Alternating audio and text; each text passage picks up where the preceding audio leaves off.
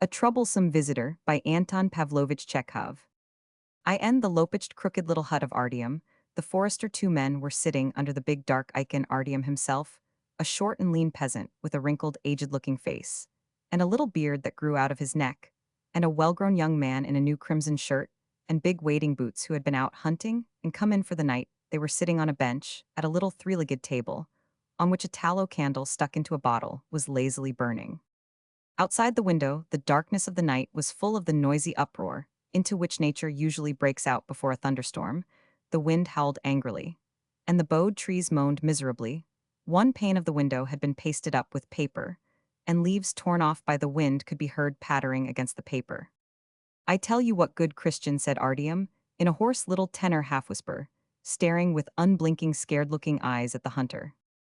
"I am not afraid of wolves or bears or wild beasts of any sort, but I am afraid of man. You can save yourself from beasts with a gun or some other weapon, but you have no means of saving yourself from a wicked man. To be sure you can fire at a beast, but if you shoot at a robber, you will have to answer for it. You will go to Siberia. I've been forester, my lad, for 30 years, and I couldn't tell you what I have had to put up with from wicked men. There have been lots and lots of them here. The hut's on a track, it's a cart road, and that brings them the devils. Every sort of ruffian turns up, and without taking off his cap, or making the sign of the cross, bursts straight in upon one with 'Give us some bread, you old so-and-so.' And where am I to get bread for him? What claim has he? Am I a millionaire to feed every drunkard that passes? They are half blind with spite, they have no cross on them. The devils, they'll give you a clout on the ear, and not think twice about it. Give us bread, well, one gives it, one is not going to fight with them. The idols, some of them, are 2 yards across the shoulders, and a great fist as big as your boot. And you see the sort of figure I am. One of them could smash me with his little finger. Well, one gives him bread, and he gobbles it up and stretches out full length across the hut, with not a word of thanks. And there are some that ask for money. Tell me, where is your money? As though I had money, how should I come by it? A forester, and no money, laughed the hunter. You get wages every month, and ill be bound you sell timber on the sly. Artyom took a timid sideway glance at his visitor, and twitched his beard as a magpie twitches her tail. "You are still young to say a thing like that to me," he said. "You will have to answer to God for those words. Whom may your people be? Where do you come from?" "I am from Vyazovka. I am the son of Neft, the village elder."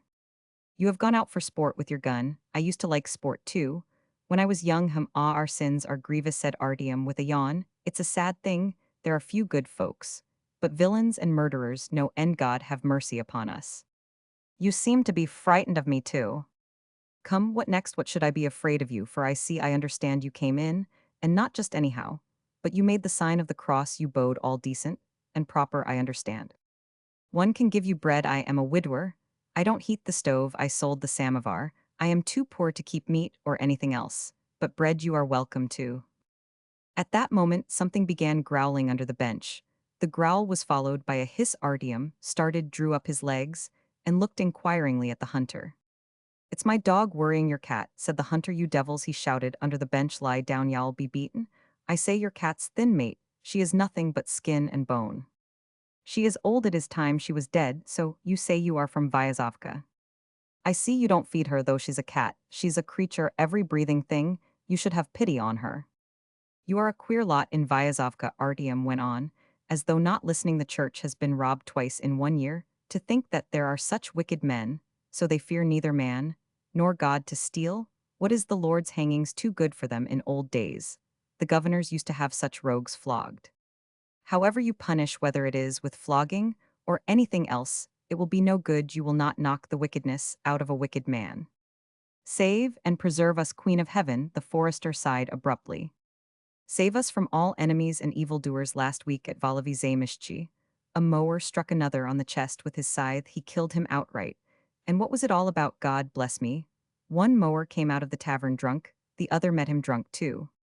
The young man, who had been listening attentively, suddenly started, and his face grew tense as he listened. "Stay," he said, interrupting the forester. "I fancy someone is shouting."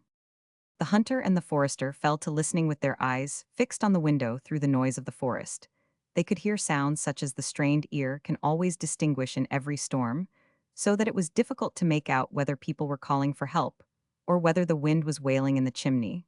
But the wind tore at the roof, tapped at the paper on the window, and brought a distinct shout of help.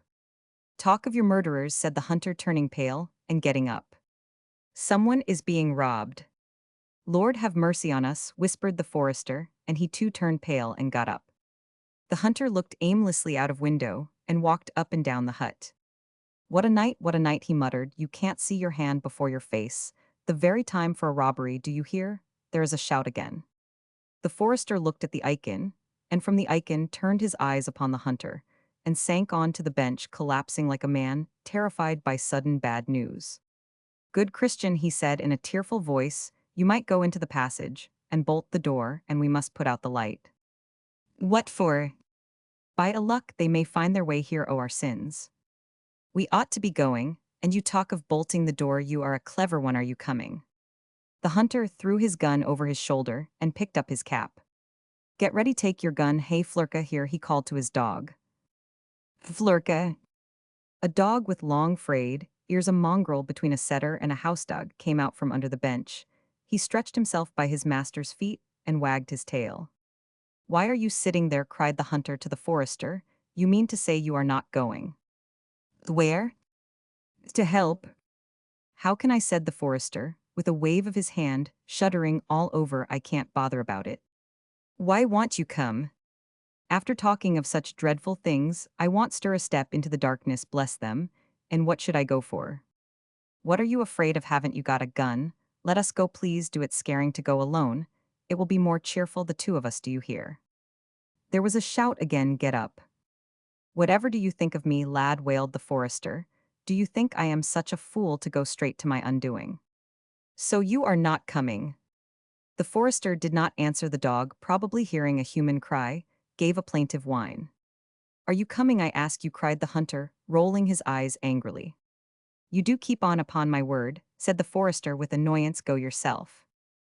Low cur, growled the hunter, turning towards the door. Flurka here. He went out and left the door open. The wind flew into the hut. The flame of the candle flickered, uneasily flared up and went out. As he bolted the door after the hunter, the forester saw the puddles in the track, the nearest pine trees, and the retreating figure of his guest lighted up by a flash of lightning far away. He heard the rumble of thunder. Holy, holy, holy, whispered the forester, making haste to thrust the thick bolt into the great iron rings. What weather the Lord has sent us. Going back into the room, he felt his way to the stove, lay down, and covered himself from head to foot, lying under the sheepskin, and listening intently. He could no longer hear the human cry, but the peals of thunder kept growing louder and more prolonged. He could hear the big wind-lashed raindrops pattering angrily on the panes and on the paper of the window. He's gone on a fool's errand, he thought, picturing the hunter soaked with rain and stumbling over the tree stumps. I bet his teeth are chattering with terror. Not more than 10 minutes later, there was a sound of footsteps, followed by a loud knock at the door. Who's there? Cried the forester. It's I, he heard the young man's voice unfasten the door. The forester clambered down from the stove, felt for the candle, and lighting it went to the door. The hunter and his dog were drenched to the skin. They had come in for the heaviest of the downpour, and now the water ran from them as from washed clothes before they have been wrung out. What was it? Asked the forester. A peasant woman driving in a cart. She had got off the road, answered the young man, struggling with his breathlessness. She was caught in a thicket. Ah, the silly thing, she was frightened. Then, well, did you put her on the road? I don't care to talk to a scoundrel like you. The young man flung his wet cap on the bench and went on. I know now that you are a scoundrel and the lowest of men, and you a keeper too, getting a salary, you blackguard.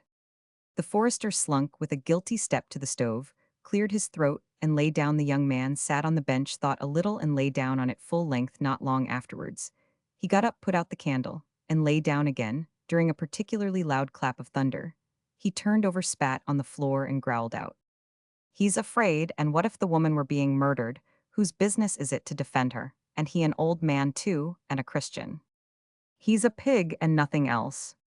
The forester cleared his throat and heaved a deep sigh. Somewhere in the darkness, Flurka shook his wet coat vigorously, which sent drops of water flying about all over the room. So you wouldn't care if the woman were murdered, the hunter went on. Well, strike me God, I had no notion you were that sort of man. A silence followed. The thunderstorm was by now over, and the thunder came from far away, but it was still raining. And suppose it hadn't been a woman but you shouting help, said the hunter, breaking the silence. How would you feel, you beast, if no one ran to your aid? You have upset me with your meanness, plague take you. After another long interval, the hunter said, you must have money to be afraid of people. A man who is poor is not likely to be afraid.